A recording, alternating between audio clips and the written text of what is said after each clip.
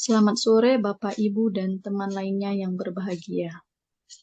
Puji syukur atas nikmat yang Tuhan limpahkan sehingga kita dapat berkumpul.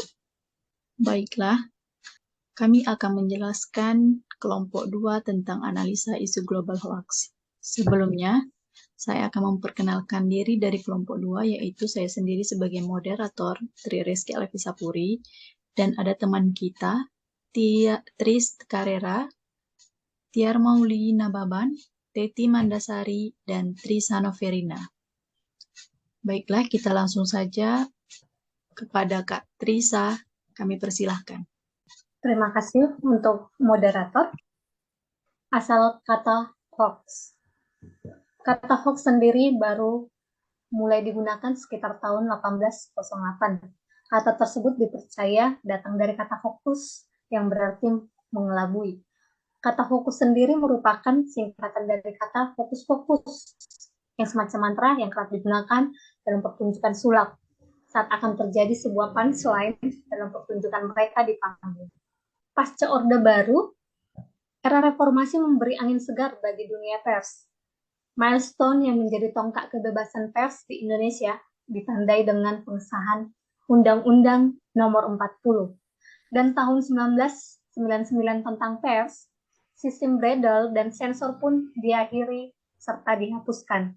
Perizinan yang dulunya sangat ketat ditiadakan bagi media pers cetak.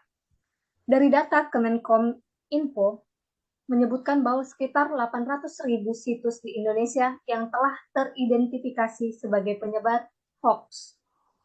Lebih banyaknya itu penggunaan media internet yang dimanfaatkan sebagai oknum tertentu untuk kepentingan pribadi maupun untuk kepentingan kelompok yang menyebarkan konten-konten negatif untuk menimbulkan keresahan dan saling curiga di antara masyarakat. Next, apa itu hoax? Hoax adalah berita atau pesan yang isinya tidak dapat dipertanggungjawabkan atau bohong atau palsu, baik dari segi sumber maupun isi. Sifatnya lebih banyak mengadu domba kelompok-kelompok yang menjadi sasaran dengan isi pemberitaan yang tidak benar. Ciri-ciri berita hoax itu ada beberapa. Yang pertama, sumber berita yang kurang bisa dipercaya. Yang kedua, menggunakan kalimat-kalimat provokatif. Dan yang ketiga itu biasanya mengandung unsur politik dan sara. Next. Setelah tadi kita telah mengetahui bagaimana sejarah hoax dan apa itu hoax, sekarang kita akan membahas tentang pelaku hoax. Pelaku hoax dibagi menjadi dua, yaitu pelaku aktif dan pelaku pasif. Apa itu pelaku aktif? Yaitu individu atau sekelompok orang yang menyebarkan berita palsu secara aktif. Mereka yang membuat berita palsu dan sengaja menyebarkan informasi yang salah mengenai suatu hal kepada publik. Selanjutnya, pelaku pasif adalah individu atau kelompok yang secara tidak langsung menyebarkan berita palsu. Mereka yang tanpa memahami isi atau mereka yang tidak terlibat dalam pembuatannya. Berikut kita akan membahas contoh-contoh berita hoax yang telah beredar, apa penyebabnya, dan bagaimana pemecahannya. Yang pertama adalah hoax tentang penyakit cacar adalah efek samping vaksin COVID-19. Penyebab berita ini adalah kurangnya edukasi atau masih awamnya pengetahuan masyarakat tentang vaksin COVID-19. Yang kedua adalah masih gampangnya masyarakat percaya kepada berita yang belum tentu benar. Alternatif pemecahan masalah ini ialah kita dapat melakukan sosialisasi kepada masyarakat tentang vaksin COVID-19. Yang kedua, teliti dan amati kebenaran berita. Yang ketiga, memberikan contoh tahap awal vaksinasi kepada masyarakat bahwa vaksin itu aman. Berita hoax yang kedua adalah berita tentang Presiden 3 periode. Penyebab berita ini adalah adanya oknum masyarakat yang tidak suka atau tidak mendukung pemerintah yang tentunya menyebarkan berita ini. Yang kedua, adanya sekelompok orang yang ingin memberikan sisi negatif terhadap pemerintah. Yang ketiga adalah adanya oknum yang ingin mengambil keuntungan dari berita ini. Alternatif cara pemecahan masalah ini adalah periksa fakta atau asal dan sumber berita. Mendedikasi bahwa setiap kebijakan pemerintah hanya 2 periode atau 10 tahun. Yang ketiga, kita bisa dapat mengadukan ke pihak berwenang bila mendapatkan berita hoax. Next. Berikut adalah artikel-artikel yang telah beredar luas di masyarakat tentang berita hoax yang tadi telah saya jelaskan. Baiklah, sekarang kita membahas cara untuk menangkal terjadinya hoax. Yang pertama, cermati alamat situs. Yang kedua, jangan cuma membaca judul. Ketiga, ikut grup diskusi. Keempat, cek keaslian foto. Kelima, periksa fakta.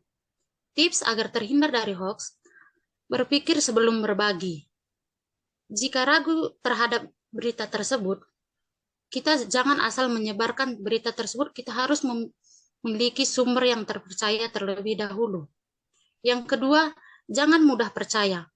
Berita dapat dimanipulasi, maka kita harus mengecek fakta dari kebenaran berita tersebut. Perhatikan judul dan isi.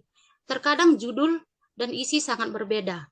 Judul bisa saja memanipulasi atau memprovokasi berita tersebut.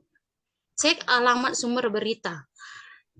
Jika berita tersebut hanya dari blog, kita jangan asal menyebarkan. Sebaiknya kita menyebarkan berita yang sumber-sumbernya sudah pasti, berita yang betul-betul kebenarannya.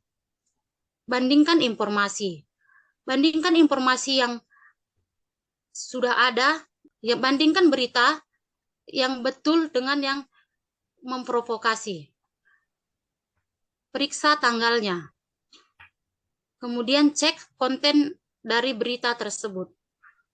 Sebagai ASN milenial, diharapkan dapat meminimalisir penyebaran hoax yang ada di lingkungan sekitar, dan harus pandai memilah mana berita hoax dan mana berita yang tidak hoax. Setiap berita kita harus memastikan kebenarannya. Dan juga sebagai milenial seperti kita yang dalam kesehariannya banyak menggunakan teknologi yang canggih, sebaiknya kita turut meminimalisir berita hoax yang beredar di lingkungan sekitar kita. Baiklah, itu presentasi dari kelompok 2. Jadi hadirin sekalian, kita jangan mudah terpengaruh atau percaya dengan berita yang belum tentu benar keabsahannya. Cermat dan cerdaslah dalam memilih berita. Sekian dan terima kasih kami sampaikan dari kelompok 2.